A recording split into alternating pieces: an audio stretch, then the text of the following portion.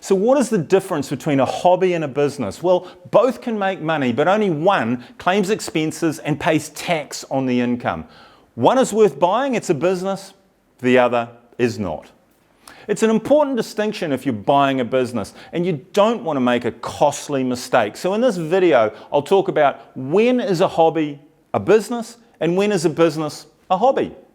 So as a business broker, I've witnessed firsthand the financial impact when hobbies are misclassified as businesses and buyers go ahead and buy them thinking they're onto a winner.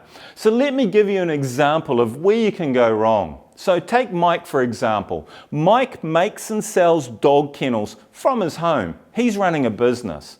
Now Steve down the road, he also makes and sells dog kennels from his home, but he does it as a hobby.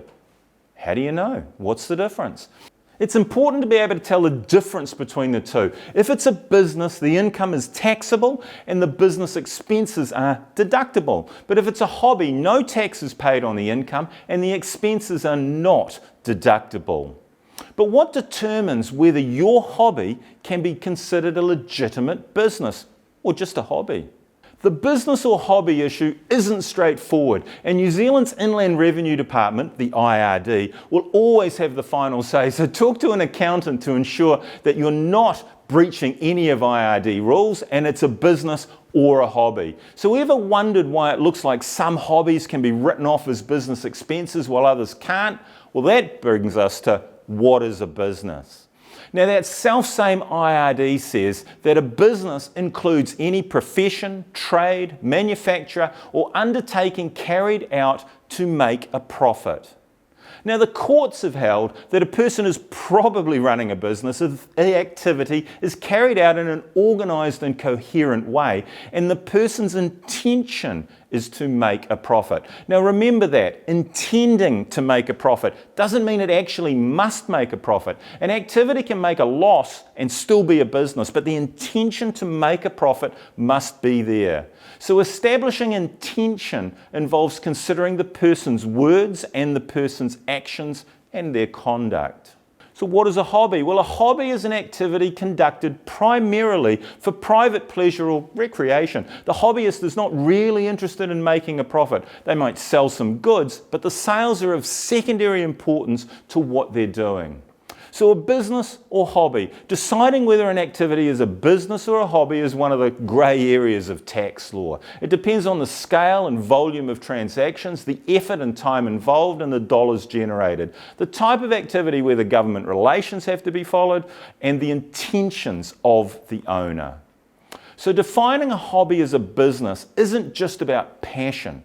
It's about strategy, and in most cases a business will officially start when the owner buys or sells stock or starts providing services for customers. Why? Because both of these activities are at a significant profit-motivated level. Let's look at a simple example. Julie makes dolls from home. In any given year, she usually makes about one a month. She keeps one or two for herself and gives the rest to family and friends. Now, occasionally, people will pay money to Julie to cover her costs, but not all the time. So at this stage, Julie's doll making, well, it's a hobby, isn't it? Now, what are the crucial differences between running a business and indulging in a hobby? Well, because Julie's dolls prove to be really popular with her friends, she decides to have a go at making them on a more profitable basis, and she does the following. She approaches retailers to see if they will stock her dolls. Now, some shops are willing, and Julie agrees to supply them with a certain number of dolls per year. She buys a special sewing machine, which will speed up the production process. She buys a computer, a printer, and software, which she will use to manage orders and sales.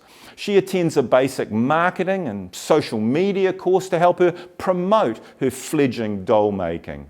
She buys a bulk order of raw materials and starts to work on her very first production run. She sells her first batch of dolls to a retail store called Dolls Unlimited, a local online store. Now she's changed the way she's running the doll manufacturing and is now organised with the intention to make a profit. So the activity has changed from a hobby to a business. Now it doesn't matter if she's not making a profit. She is now set up with the intention to make a profit. Therefore, she set up a business. Now, if you're still unsure, talk to an accountant well versed in IRD tax law. They can help you make sound decisions in the best interest of you and your business. I'll see you over there. Thanks for watching. See you again.